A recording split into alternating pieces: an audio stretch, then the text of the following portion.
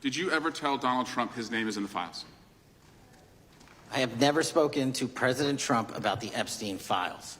Did you ever tell the Attorney General that Donald Trump's name is in the Epstein files? The Attorney General and I have had numerous discussions about the entirety of the Epstein files and the reviews conducted by our team. Did you tell the Attorney General that Donald Trump's name is in the Epstein files? And we have released where President Trump's name is in the Attorney's It's a simple question. file. Did you tell the Attorney General that the President's name is in the Epstein files?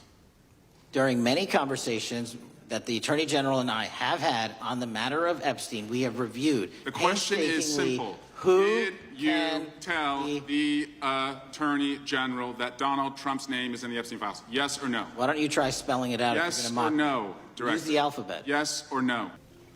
I have reviewed not the entirety of the files, so I have. You haven't reviewed all of the Epstein files? Personally, no. You're the director of the FBI. This is the largest sex trafficking case the FBI has ever been a part of. Buck stops at the top, and your testimony today is you have not reviewed all the files. What I've been doing is been busy providing the safest country this country has seen in modern U.S. history in historic speed, because the men and women of the FBI are given the resources to reduce the homicide rate, to reduce the drug trafficking rate, to reduce the amount of children that are being trafficked and the number of pedophiles. It sounds like those children being trafficked would appreciate the director reviewing the files. You said you don't know the number of times Trump's name appears in the files, so it could at least be 1,000 times. Is that right? The number is a total misleading factor. We have not released anyone's name in the Epstein files that has not been credible. Director, could it at least be 1,000 times? We have released every piece of legally permissible information. Okay, you can characterize the numbers however you want it. Reclaiming my time, Director. It sounds like if you don't know the number, it could at least be 1,000 times. It's not. It's not. Is it at least 500 times? No. Is it at least 100 times? No. Then what's the number? I don't know the number, but it's not that. Do you think it might be your job to know the number?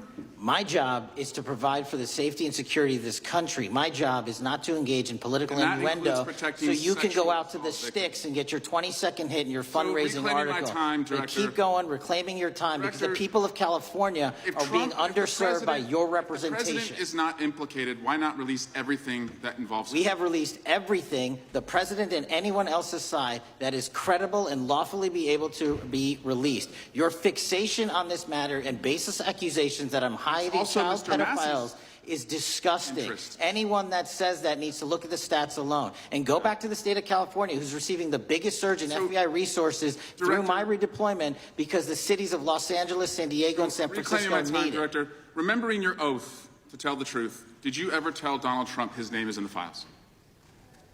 I have never spoken to President Trump about the Epstein files.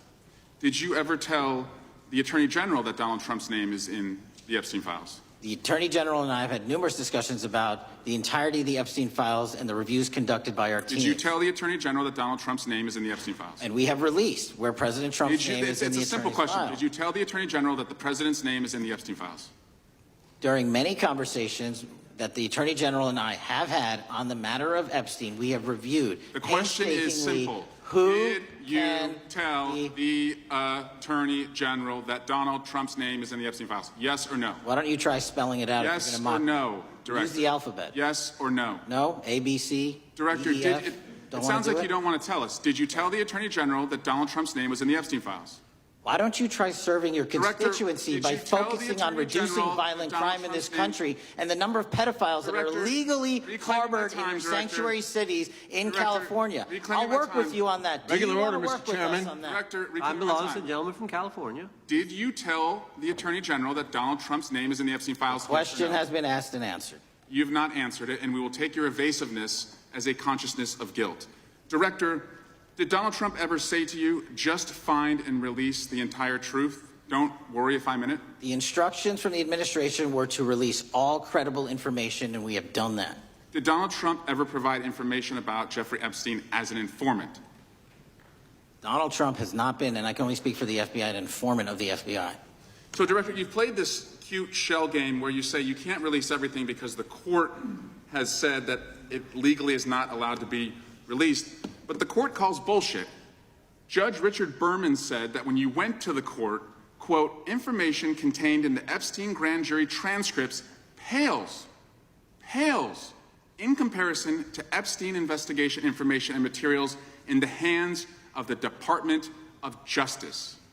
So let's move on, Director. You wrote a book called Government Gangsters. You identified 20 individuals in that book. You put me on that list, at the top of the list. Thank you. My children find it flattering. 20 of those individuals have been investigated or have had adverse actions. Director, considering that you have identified these people as, quote, government gangsters, will you recuse yourself from making any investigation decisions about these individuals? Anyone that has been terminated at the FBI has been done so the because question they failed again, to meet the muster and Director, their constitutional I will obligation. work on the audio-visual capabilities. I'm going to borrow your terminology and call bullshit on your entire career in Congress. I'm reclaiming my time, It has been Director. a disgrace to the American Director, I'm people. reclaiming my time. You can reclaim your time all you want. Mr. Chairman, you're going to allow a witness to speak this way? Mr. Chairman, would you give... recuse yourself, Director? The gentleman has no time Mr. to... Chairman, would you Mr. admonish the witness not to insult members? The gentleman has no time. Mr. Chairman, just... The committee will remember... Quick point of order.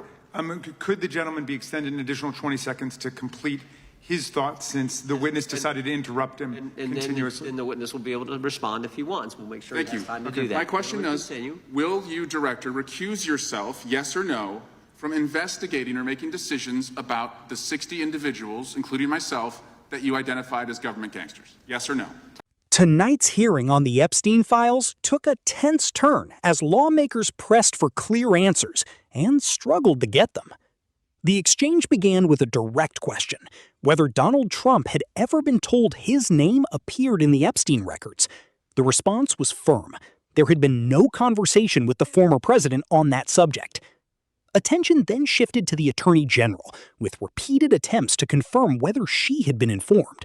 The answer pointed instead to broad discussions about the files, without directly confirming that specific detail. As the questioning continued, frustration became visible. Lawmakers emphasized that the issue was straightforward, urging a simple yes or no response. Eventually, the answer given was no, but only after repeated prompting and pressure. By this stage, the hearing had already stretched for hours. Testimony had covered the handling of the Epstein investigation, including claims that all legally permissible material had been reviewed and released, and that no credible evidence supported broader trafficking allegations were upheld. Then came a sharper line of questioning. How often does Donald Trump's name appear in the files? The response? There was no exact number available. That answer drew immediate criticism, given the scale of the investigation and the expectation that leadership would be fully informed. The exchange intensified as lawmakers proposed hypothetical figures. Could it be hundreds, even thousands of mentions? Each suggestion was rejected, but without a definitive number provided. The response remained consistent. The focus was on releasing credible, lawful information, not on tallying appearances. Questions soon turned to responsibility. Shouldn't the head of the FBI know such a detail? The answer shifted toward broader priorities: national security, crime reduction, and ongoing enforcement efforts, rather than specifics about the files themselves. That pivot did little to ease concerns. Critics argued that victims of trafficking would expect complete oversight, especially in a case of this magnitude. The hearing then circled back to its central theme.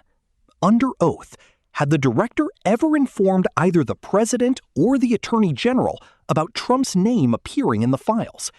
The answer remained unchanged. No direct conversation with the president, and no clear confirmation of informing the attorney general. At one point, tension spilled over into personal exchanges, with accusations of political motives and counterclaims about public safety priorities. The tone grew increasingly combative, reflecting the high stakes of the issue. Another key question emerged. If there is no wrongdoing tied to the president, why not release all related information? The response emphasized legal limits, stating that everything credible and permissible had already been made public. Lawmakers also raised concerns about transparency, pointing to prior court statements, suggesting that far more material exists than what has been disclosed so far. That discrepancy added another layer of uncertainty to the proceedings. As the hearing continued, attention briefly shifted to unrelated controversies, including past statements and potential conflicts of interest. A request for recusal was raised, but ultimately went unresolved as time expired. In the closing moments, the focus returned to what had and had not been established. The director confirmed he had not personally reviewed every document. He could not provide a count of how often Trump's name appeared, and he denied being the source who informed the Attorney General. Yet reports indicate that the Attorney General was aware, and that the president himself had been told. Shortly after that reported exchange, the decision was made to halt further public disclosures. That leaves a critical gap in the timeline. If the director did not relay the information, who did? And perhaps more importantly, what was said behind closed doors that ultimately shaped the decision to stop releasing the files? Those questions remain unanswered tonight.